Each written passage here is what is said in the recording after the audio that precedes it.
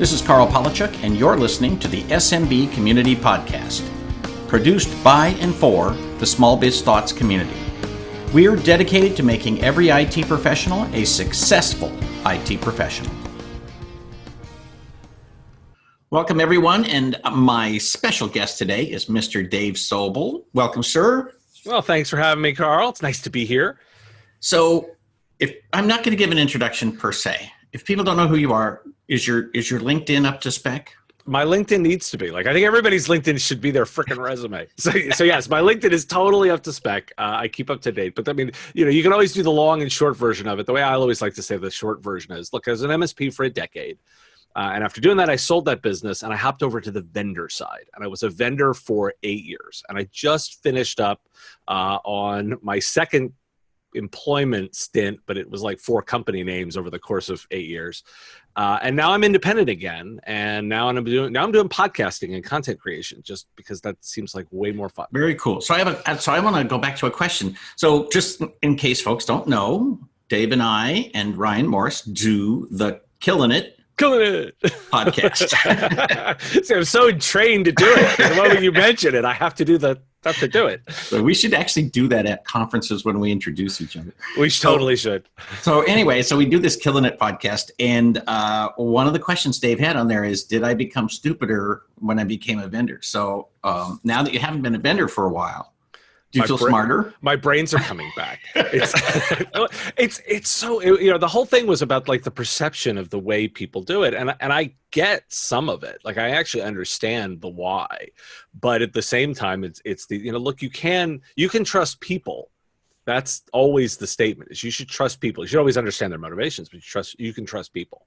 That's different than a statement by a company or a company rep or whatever that means. But people, I think you can always trust and learn from. Well, and there is always this sense of, people say, well, I used to be this, I used to be that. And then because they want to be part of the crowd, right? Right. And so whichever crowd you're in, we're also all in the same industry. So we've now seen for 15 years, people who bounce from company to vendor to IT pro to whatever. And it just, but we have the same people for the large part. Right. And I always look at it, it's like kind of how you're wired. Like, how do you think? I tend to think I still think a lot like a solution provider because I started there and I'm wired to that motivation set more. But actually, even, when I was a vendor, my thinking really is like, how can we do right by our customers who are solution providers, right. which is different, of course, than thinking about it being a solution provider. How can they do right by my customers? Well, and you can't not share some of the perspective of like, when you were small, it was hard to get vendors to pay any attention. And then when you got larger, it became easier, but it was a different set of vendors and they had different needs. And that's when you learned how to talk to vendors. Exactly. And thus, but what I think the bit I'd always struggled with was with the people that spent their entire time dealing with big companies and then would swoop in and be like, I know small right. companies. And it's like, no, you don't. I don't profess to know big companies that well. Right. The biggest one I worked at was the one I just left.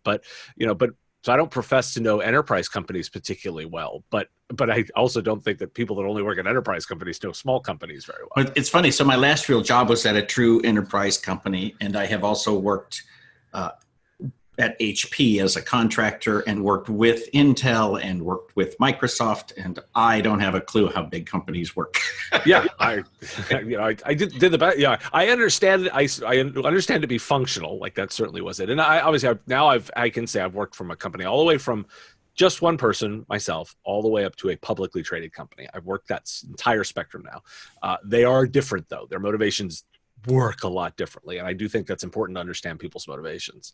So switching gears, let's talk about what you're up to today. So you got a lot of little projects going on, some of which I'm sure you hope are going to become big projects. So I totally do. What's your favorite besides Killing It? Killing It, of course, is my favorite, Carl. So I'm super passionate about what I'm doing with the Business of Tech podcast, which is a daily 5-minute one that I'm doing, because I'm trying to be that analyst that you may not have time for, who takes a look at what's going on from a news and trend perspective and giving you a couple of things that are going on. And I always said, and why do you care?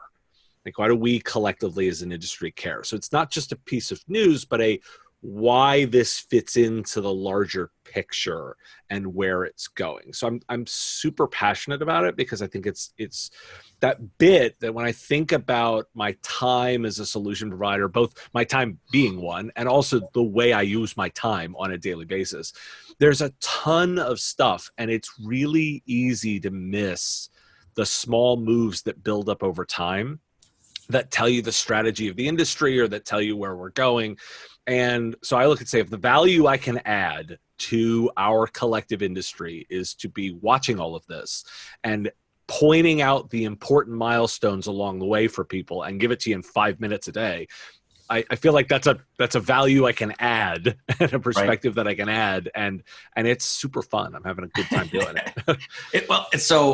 I have the same reaction as everybody else, which it sounds like it's really, really hard, because when I think about it, I think about, okay, I could come up with 5 things, and I could come up with 3 things today and 3 things tomorrow, and I could fill up a week.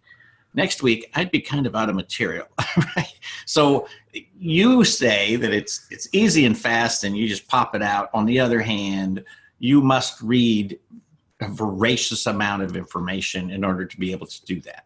I totally do. And I totally do. But the funny thing about it is that you look at those things and say, people that say it's hard are the ones that don't like doing it. I think I ultimately, and that's okay, by the way. Like, for example, I'm working on launching some newsletter style communication, and I've been procrastinating so much, like building the templates and the marketing touch points and all that. And I literally go like, that clearly shows me I'm not very good at it. Like, I don't have the passion for it. So I really should get somebody. Yeah, if you don't like doing it, then you're not going to be good at it. But I love consuming like every news article I could possibly do. Like, I'm a total news junkie. I've always been.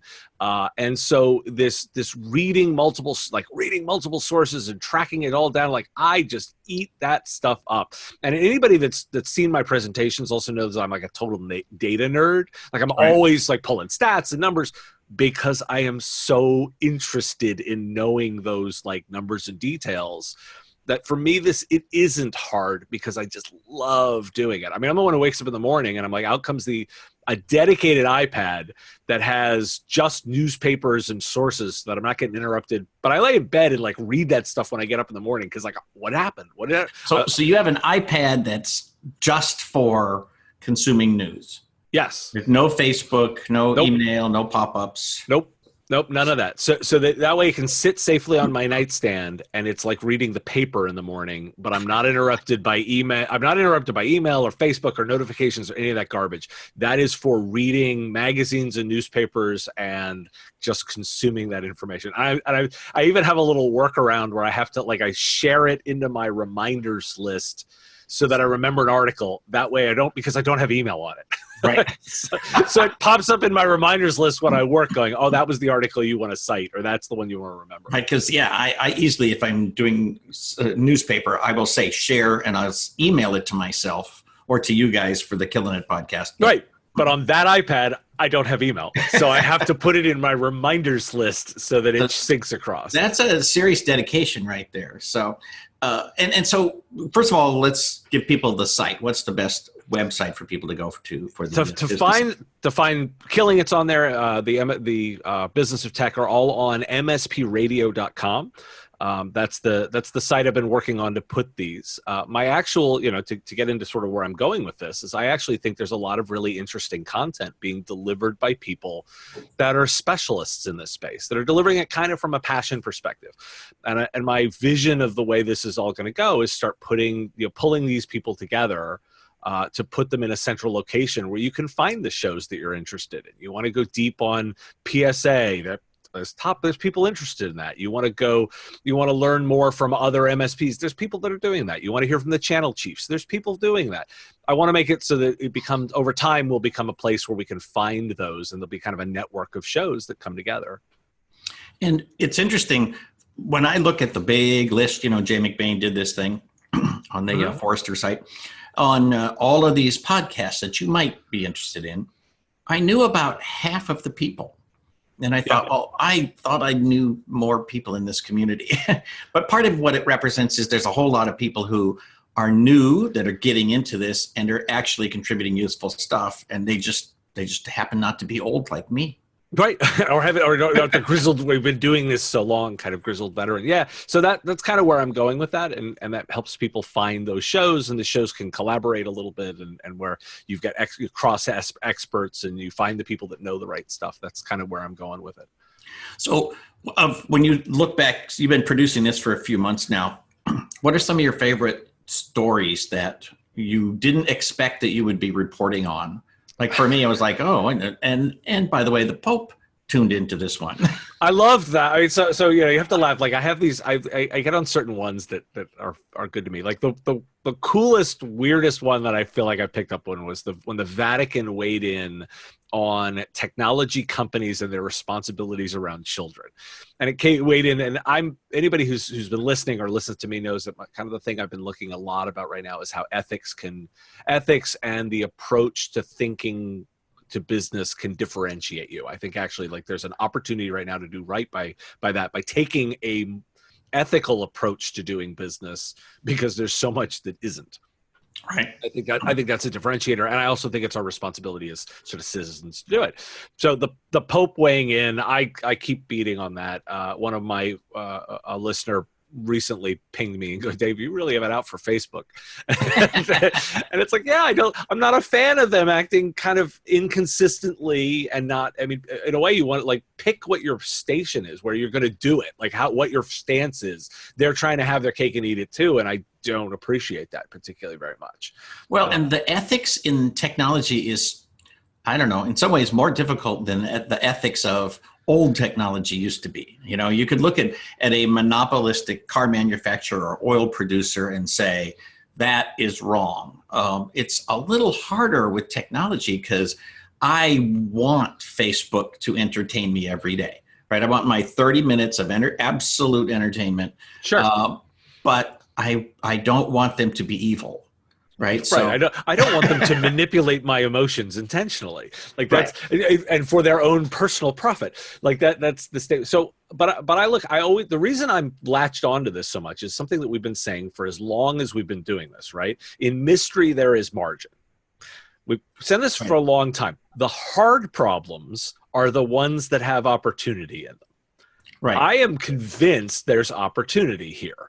And if I mean it from a competitive differentiation perspective, from a separating from your pack, we spend all this time debating, are our services commoditized and stuff? Well, here's something where you can actually approach it in a way that is really legitimately different, or you've given thought to it, or you help your customers position that way. Like, you want to stand out from the crowd? Here's a hard problem.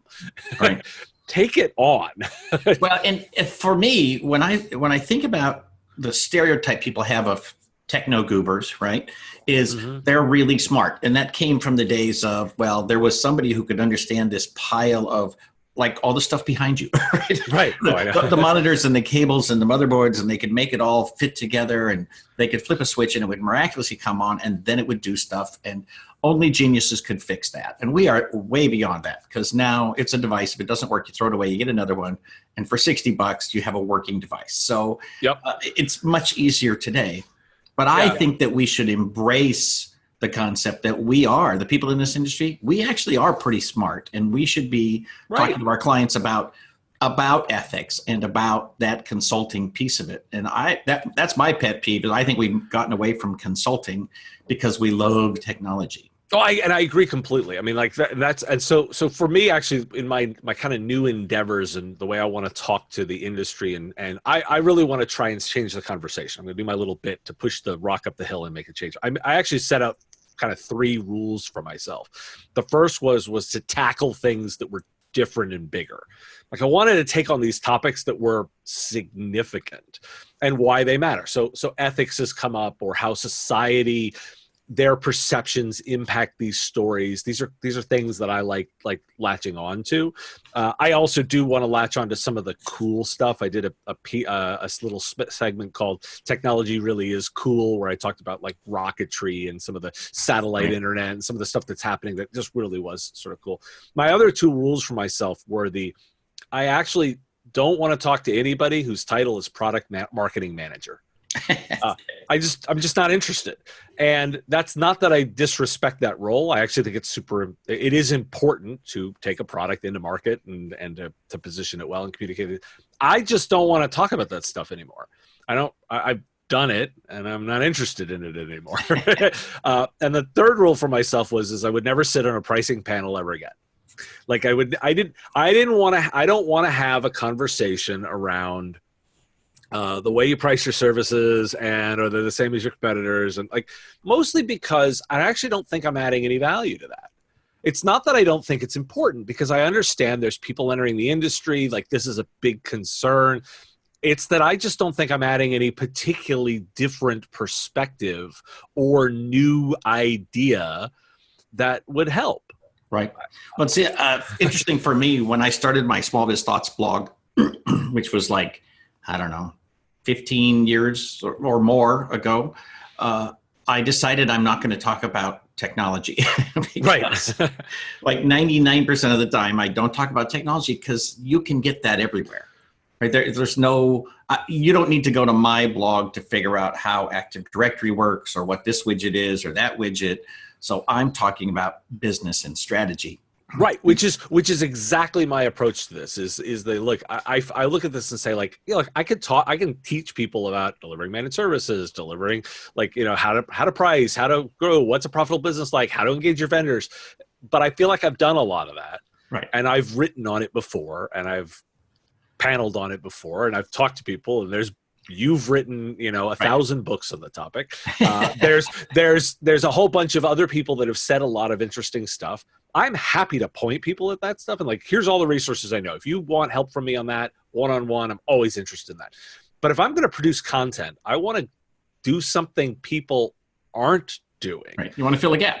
Right. I want to fill a gap. And so I look and say like, the one piece that I said, I think I can add some real value to is looking at trends and trying to identify stuff for people that matters. I think voice is incredibly interesting as a user interface. I think it's going to change computing over a significant period of time. I think we will liken it to the introduction of the mouse or the introduction of touch screens when we look back in historical context. I think it's going to take longer to get there because there's more challenges to getting voice right, particularly because it's a level of interactivity that requires some sort of security to it. This is a side note on voice, but don't you think the move to voice is going to also be pushing a move to English or a move to whatever, the top 5 languages in the world, and help the demise of many smaller languages? Was that already started, or is voice just accelerating it? Well, clearly it would be accelerating it. But. I mean, I think I could make an argument that the internet already started that the internet alone and business, the collective decision that English is generally a business worldwide primary language, already accelerated that. Voice is another factor. I wouldn't say voice is the start of it. I would have said it's part of a larger trend. So since video games and pornography run on the cutting edge of most technology, is that true with voice? Or because to me, like especially video games, it would be hard to have a voice control to go left, right, no. Yeah, so it's interesting you bring up that as leading, because I would not point to voice as an example of that, but I actually think content moderation is an area where we can get a lot of actual lessons from that adult industry. I did a piece on Business of Tech and talking about this. There was some actual research and investigation done around how the adult industry is leveraging content moderation in a very different way than the typical social media site. For example, if you post something on a adult industry sharing site, it doesn't go live right away.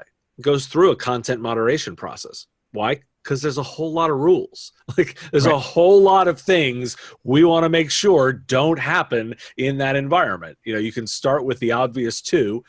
We don't want anything children, and we don't want anything that isn't consensual, right? Two obvious ones we can start with. We can all, I don't want to be political, but I think we can agree those two things seem very reasonable on. Those should not be up for debate. Those should not be. Let's agree that they cannot be up for debate. And so that industry has put in place a combination of AI, machine learning, and human moderation to ensure that content is shared within their regulations. Also, on top of that, they've got all kinds of restrictions around the way they do financial transactions. I'm not endorsing the industry. What I'm saying is, hey, let's look at this set of implementations because they've solved a problem we've talked about when it comes to content moderation. And let's understand that. Maybe and I'm positing, not endorsing, maybe we have to move slower on content sharing to get it right. We have a historical precedent for this. We've expected our old school media, putting that in quote for audio listeners, have always had some level of review process put in place with them. You know, if we go back in time and we think about newspapers, right, they would have to review it and verify it before it went to press. As they went online, they still have an editorial process to do that. We expect at some level they are reviewing that before it goes online. Maybe that has to happen at some level with our social, with our social feeds. It is one way to solve this problem. The reason I bring all this up is we hear the refrain constantly over and over again from these companies. Oh, this is really hard. We can't do it. It's just too hard. And I look and go, no, it's not. Like somebody else has solved this problem. They've taken a different approach and they've set different expectations.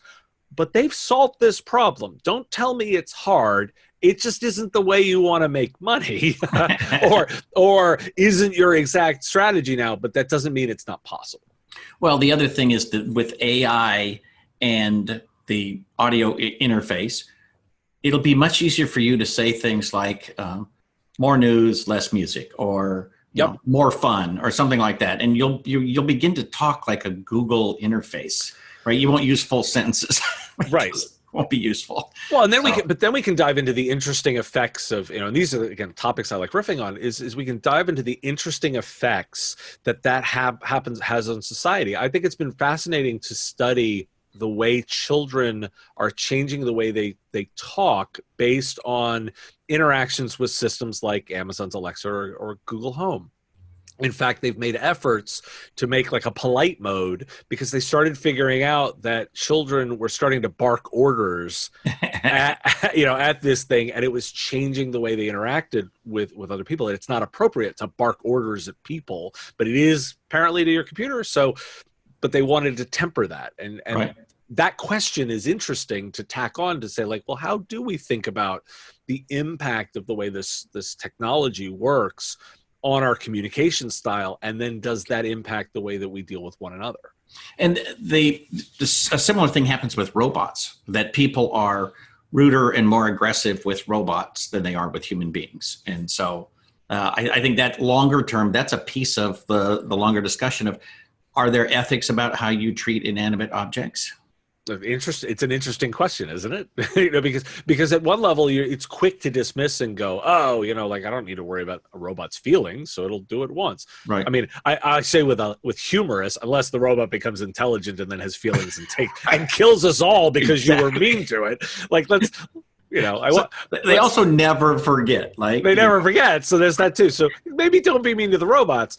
But more importantly, it's interesting to take on the idea of, look, if we are comfortable with, rudeness, and I'm putting that in quotes, against inanimate objects, does that impact us as humans and make us less polite to one another because of patterns?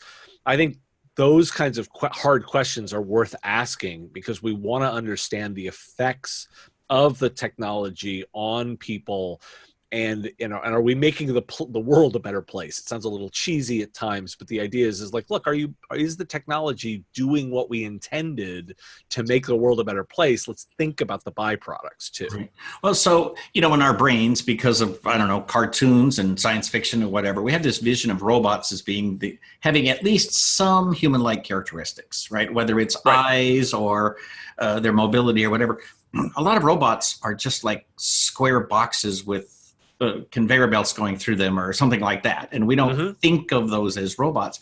And so people don't, from what I've read, people are not rude to those machines. It's the ones that have human attributes. So anyway, it's a thing to think about. It's a totally interesting area, right? And I hope the people listening here go like, oh my God, these guys have gone off on a tangent. The reason I think this stuff is important is that we're dealing with technology decisions every single day as those people that deliver these technology solutions. I think it's important to have that thinking process developed. A bit of a believer that the more you do something, the easier it becomes. And if you're used to asking this question more and more, it becomes more natural, and you'll actually end up asking that question much more naturally in the times that it matters. Right. So, well, in the ongoing evolution of ethics within the technology industry and I guess the new technology, we are going to keep asking the same questions over and over, right? Does this fit within these rules, however they are defined? We have to change subjects only because we only have a few minutes left. So what's next? Where do you go from here? World domination, it's so for me, I can say like in the immediate right now, right, is I really just actually, and it sounds sort of simple, is I really want people to listen. I really want people to subscribe to the podcast and listen to it and give me feedback. Tell me how I'm doing. What are we talking? And my pitch to everybody is, look, you have an analyst now who's working on your behalf to analyze the market for you. Right. I would really like you to consume that. That's important. And then give me feedback. Tell me what I'm doing. MSP Radio, folks can ask you questions as well, and you'll say, "Oh, that's a good one. Let me find out what's going on there." I'm not hard to find. I'm on all the social platforms. There's a contact us link. I'm easy to find. I love talking about this stuff. So in this way, you can say like, "Hey, there's an analyst now working for you. Say like looking at this stuff. Listen, give me feedback." That's it. Where does it go? I actually really do want to focus on taking on some of these interesting different topics that aren't being explored. I think that's the interesting bit. As I mentioned, there's a lot of great coverage on that, and that's important, and I think people should continue to do that.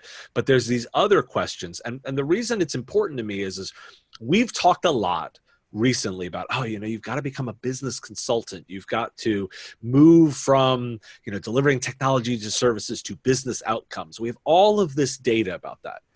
Let's make that concrete. Let's talk about, let's dive into some of the hard stuff with some ideas and examples and stuff. And you may listen to the show and, you're going to hear, generally it's 3 stories a day. So you're going to hear 15 stories a week. If 2 gave you really great ideas, I've done my job right. Like that's and then the other ones make you informed and give you a perspective. Then I'm doing my job. So where does it go is taking on those bits, and I want to know where the community wants to go with all of this. Well, I always appreciate chatting with you because we have this total randomness that we never know what we're going to end up with 15 minutes down the road. And that's part of why I enjoy doing the Killing It podcast. That's part of why I enjoy having you on here. So I'm really glad that you are out using your brain to give all this data and information to the IT community. So thank you. Thank you for having me. I laugh because the one thing we'd always say is, wouldn't it be great if we started recording the conversations we had with beers? Exactly. Well, now we kind of do. You want to hear what's in our brains? We're actually recording it now. And actually, the show we recorded in Australia was literally you, me, 2 beers, and a tape recorder. Yes, it was. Very good. Thank you, sir. Well, I will see you on the Business of Tech. Thanks for being here. Thanks for having me.